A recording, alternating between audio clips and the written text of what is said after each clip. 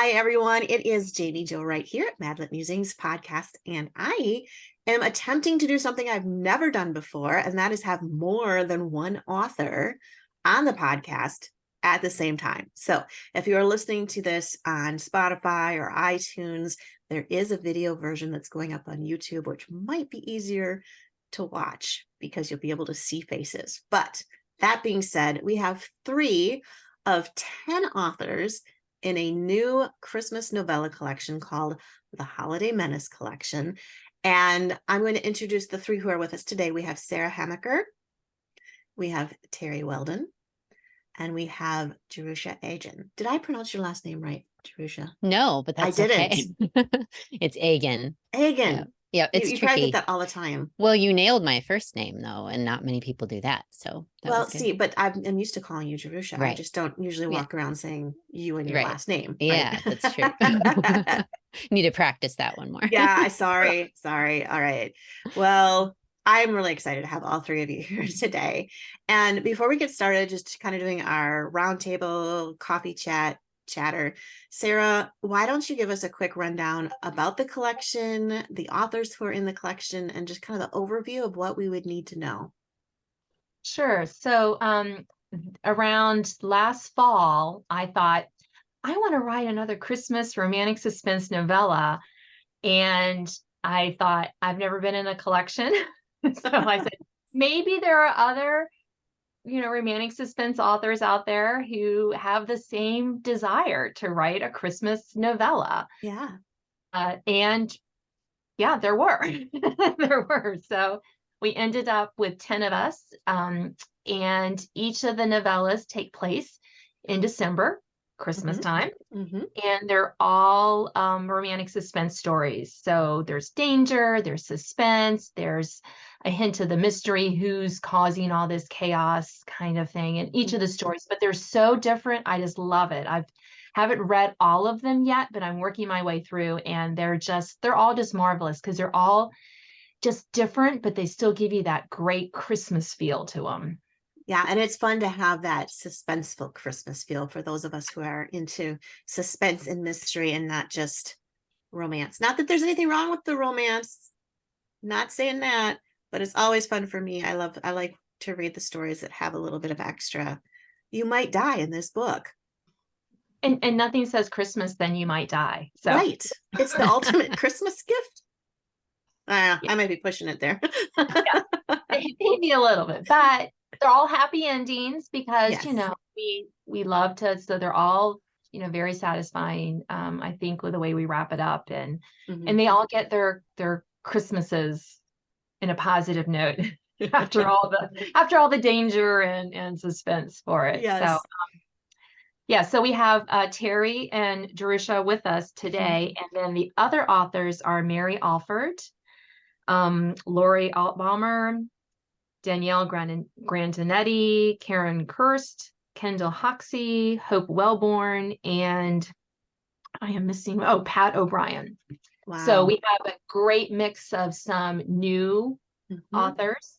Some of them, this is their debut, and I'm so happy we were able to have them on board as well. And a lot of seasoned authors too. So I think our readers will get a great mix of styles and some that are familiar to them and some that are not. So I think that's always authors.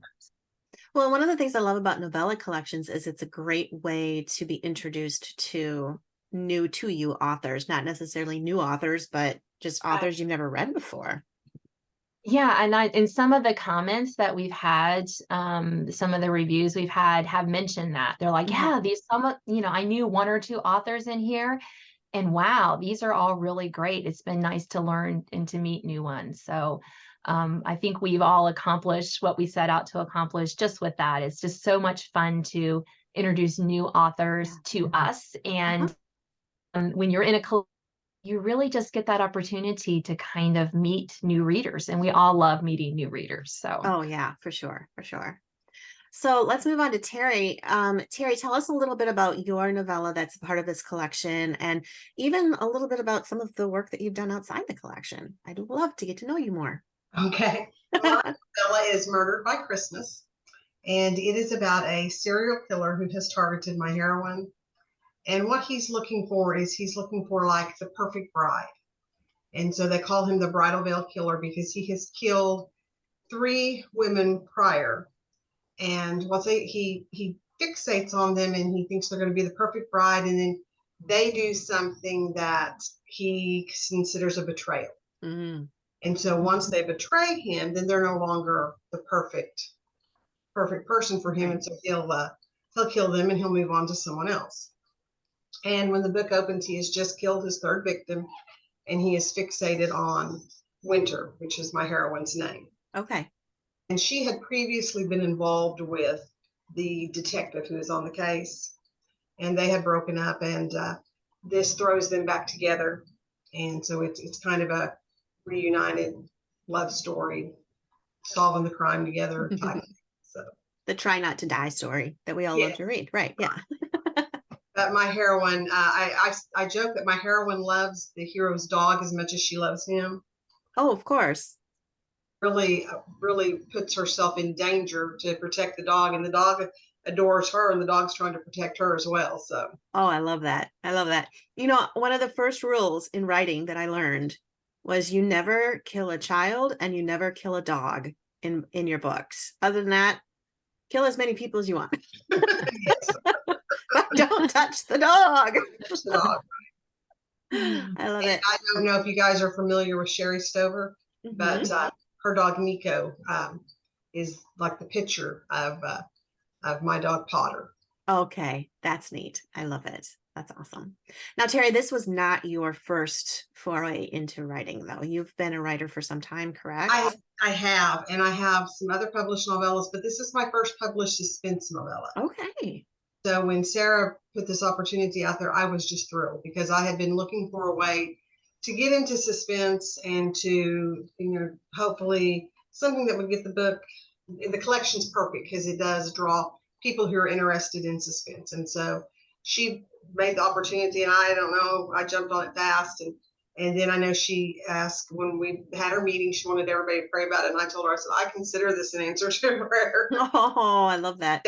It's like perfect. And I won't say the book was, I have written other suspense novels. This is the first published one, but I did struggle with it some, but I was very happy with how it turned out. That's great. I love that. I love that. Well, that sounds like a really interesting one too, because serial killers and Christmas, they just naturally go hand in hand. They do. They really do. And he is just convinced that they're going to be married by Christmas. Oh, so she's truly going to be a Christmas bride, whether she wants it or not. Whether she wants to or not. She's going to be married or murdered. Well, that was a twist on romance I wasn't expecting, Terry, but yay, you. Oh, I love it. That's awesome. And Jerusha, tell us a little bit about your novella in the collection. It's called Midnight Clear, and it takes place in the rural area around the Twin Cities of Minnesota. And it's about Marion, who runs a dog shelter and a rescue and training center that's called Forever Home. And she lives alone and runs this shelter out in her rural private location. And she actually rarely sees people on purpose because she actually has a very visible scar on her face that she's had her entire life. And it's really haunted her and made her life very difficult. She grew up in the foster care system and was never adopted and had, really rough childhood. And so she's really kind of depressed this Christmas, as she often is at Christmas time, because she doesn't have anyone to spend it with. And my tagline for this story is actually, her worst fear is another Christmas alone until she isn't alone. So that's kind of where the scary part comes in, right? Because she's dreading another Christmas alone. But then she actually finds a man like half buried in the snow, but he's alive on her property, and he has a baby with him. And it turns out he and this baby are on the run from the bad guys, but then that unfortunately brings all the bad guys to her and where she is. So then and it's in the midst of a blizzard, a massive blizzard, which Minnesota just had like last winter too. So I was kind of basing it on that one, with, massive amounts of snow and kind of continually for a couple days in a row, leading right up to Christmas. So it's like Christmas Eve and then, and then running right into Christmas morning. They have this massive blizzard and everything. So they're really isolated, so they can't get help. And the bad guys initially can't get in, but they're going to figure out a way to get in, one way or another. And so and that's problematic because then there's only a couple people. And then there's actually one character though from the series that I'm writing as well, Guardians Unleashed. This is a prequel novella to that. Okay. And the primary character from the Guardians Unleashed series actually appears in here as well and is able to help them fend off the bad guys. So Oh, that's neat. So people who have been enjoying your other books will have some recognizable characters and settings in this right. one then. Okay. Awesome. I like that. That's great. So we have a theme here. We have 2 novellas already with dogs in them. Yes. Right? Sarah, do you have a dog in yours? No, No. no dog. Oh, well, tell us a little bit about yours. Yeah, mine is called Christmas Cold Case. And it's about a woman who returns to the town of her birth in the Shenandoah Valley of Virginia, a town I made up called Twin Oaks. And she wants to solve the murder of her parents that happened on Christmas Day when she was a year old. She was born on Christmas Day. And so she's hadn't been back since then. And I've been living with her dad's family. An elderly aunt had taken her in, the only one who wanted her after the murders of her parents. So there's an attorney in there who helps her out because he's been looking after the house, renting the house out that this happened in. So yeah, I was able to combine a couple of my loves. I love cold cases. I just think they're fascinating. They are. They really are. Yeah, and also a little bit of history in there. So I can't give too much away because they'll give away what the story, kind of the ending of the story. But I kind of was able to combine those 2 loves and just write this story. And it takes place. I have a previous novella, Christmas novella, Mistletoe and Murder, and it takes place in the same town. Okay. So, and you get to one of the characters from that. And this is actually the attorney from that story. I thought he deserved own love, own happily ever after. I was gonna say he needs his own happily ever after. Huh? He was just that. Some characters you kind of want to do that with your books. You're like, I feel bad they're a secondary character. They need a life too. Yeah, and for I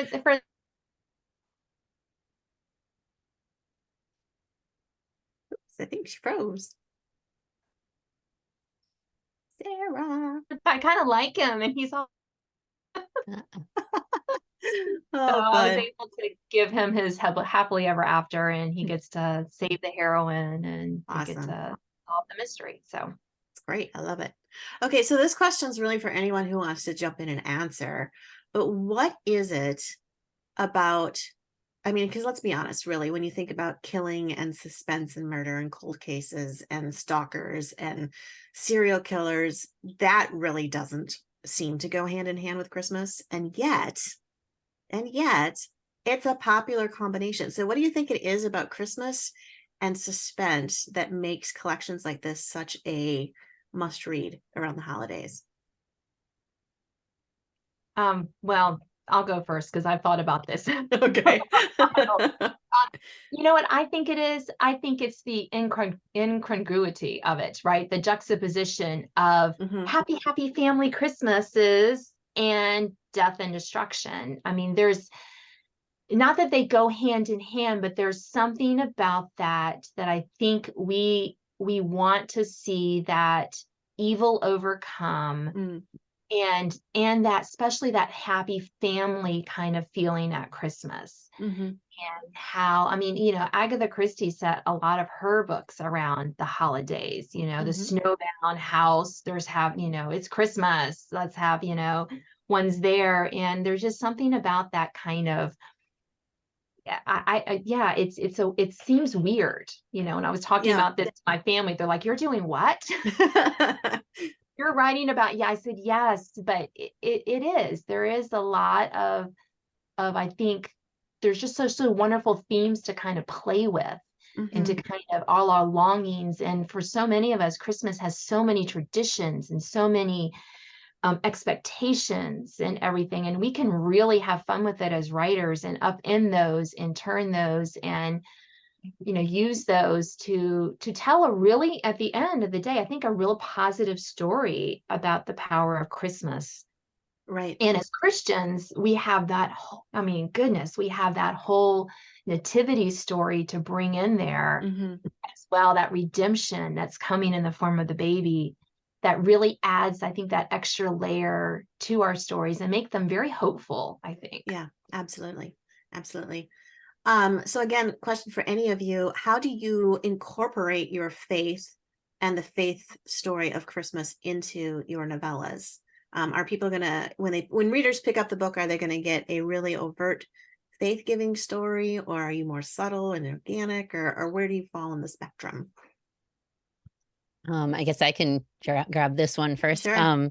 So I would definitely call my approach organic. But that said, I do write very realistic fiction, realistic stories, but my purpose is definitely to also portray the real world where there is a God and where he does really exist, and where there is always a spiritual element to every human's life, right? Whether they choose to reject Christ or receive him. So I portray that then in an organic way. But that said, that does result in a lot of Christianity then, Sure. because in the real world, I think people, like secular people especially, like to forget sometimes that often if you're engaging with a Christian, right, hopefully God will be part of that engagement and that conversation. You get to see my cat. Yeah, I like it. And so, so definitely in my story, it's very overt Christianity, and the hero is a Christian, and the heroine is not. And so a lot of the story is her spiritual journey as well, that takes place thanks to the danger and everything that brings her to this point of crisis, where she, not only reaches the end of her rope emotionally, but then also has to confront spiritually what is, the truth about Christ, and is there redemption for her? And thanks to the hero, who is a Christian, he's been talking to her about Jesus and the love of Christ, that can love her despite her scars, Sure. and so that becomes a very important part of this story that's organic, but also, becomes overt. And I think, like Sarah was saying, that's perfect in a Christmas story, especially, right? Yeah. Because we can get caught up in just our traditions and, the cozy part of Christmas and the presents and everything like that. And then forget that, what Christ's birth was really about, right? And that's the only thing that can conquer the darkest of circumstances and the darkest parts of our world. So I think that's really neat with Christmas and suspense, and combining those, because it forces us to remember what Christmas is really about at its deepest level. Yeah, absolutely. Terry, did you want to comment on that as well in regards to yours? No, I think that Tertia covered that perfectly. Awesome. So really what I'm hearing then is the readers can expect to have a really exciting, suspense-filled Christmas with a lot of faith attached and hope that is especially nice to have around the Christmas season. So yes. awesome. Yeah. And I think that's one of writing romantic suspense. That sounds weird, but because, like Jerusha said, we can have when our characters who are believers, when someone's trying to kill you, you get down to brass tacks, people. Right. You think? Yeah. All that stuff is stripped away, and that allows us to use those characters in those situations to portray authentic Christianity. We don't go around wearing our Christianity on our sleeve we just can't. That's just not the way the world works all the time. So this allows us to give them that, kind of those emotions, how we handled maybe when someone's not trying to kill us, but, maybe we lost a job, maybe we had a death in the family, maybe we had XYZ. How do we navigate that Right. as believers? So we share when we can, but this allows us to really dive deep and that love of God through these characters and how that looks like and how they handle it. Right, right. No, that's awesome. And Terry, okay, I want to go back a little bit to what you had said earlier, that this collection was an answer to your prayer and that you were wanting to write suspense. Why did you have such a deep desire to transition into a suspense element? I have been writing suspense for quite a while, Okay. and I just have not. I just haven't had one picked up from anyone, and so I felt like this was just the perfect opportunity. But really, suspense is my first love. Okay. It is what I prefer to write. And so this was an opportunity to do that, and It it is was. awesome. Great. Yeah. And I have characters in this book that I hope to write sequels for, or more in the series. My heroine has a friend who I don't really get into what's happened to her, but she's been through something very traumatic, and I Okay. have plans for her. Great. Great. That's exciting. Okay, so time goes so fast on these podcasts, so it's just crazy. And then you get 3 people on here and it goes really fast. So let's do this. Terry, since you and I are chatting right now, why don't you tell us how readers can find more about you and your other books that are available, and anything that you'd like your readers to know? Well, readers can connect with me at my website, which is www. Well, I won't say all the W's, I can't get them out. terrywetland.com. And they can also find me on Facebook. And I'm also on Twitter. So awesome. All right. with me on any of those platforms. Okay. And Good. Instagram. I forgot about Instagram. Oh, Instagram. Yes. Instagram's a popular one too, for sure. For sure. Jerusha, how can people find out about you and your books? The best place to go is my website, jerushaegan.com. If you're listening to this and you have no idea how to spell that, you can instead type in fearwarriorsuspense.com. And that will also get you there. And otherwise, yeah, and you'll find my social media links there. You'll also find a link to my store. I have my own store where I sell my books too.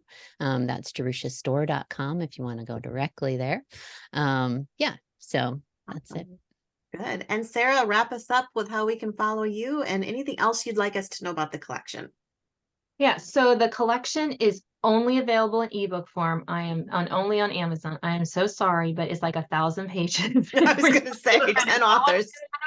Pay that money. So let you know. And it's only available as a collection through December 31st, 2023. Okay. Then we're taking it down. And I know that many of us, and I dare say are going to publish these novels singly next year. Okay.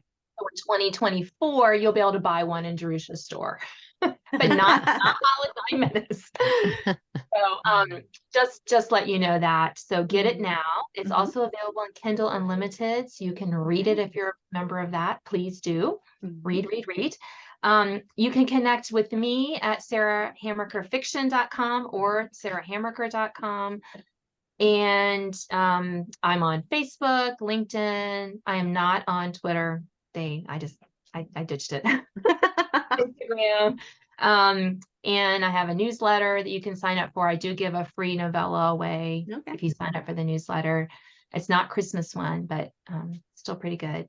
Yeah. So yeah, and we'd love to hear from you. If you have the novella, you like it, you don't like it, let us know. We love to hear feedback. So yeah, absolutely. And that's just a reminder for all my listeners. Authors love reviews. And the unknown fact that a lot of authors won't say, but is actually still true, we even like the 1 stars, because it does help us know how we're doing. And it also just gets reviews, which are really important for readers to know, and also get exposure for collections. So don't be afraid to leave reviews. To be honest, be kind, but be honest. If you love it, for sure, leave the 4 or 5-star reviews, because those are the most fun to read. I mean, we have to admit. Yeah. Yeah. those are the ones we get all the hearts from. So but yeah, leave some reviews for these ladies on Amazon and Goodreads, and that will be great. And thank you all so much for being a part of the podcast today. Well, Thank you for having me. Yeah. Yeah, thank you.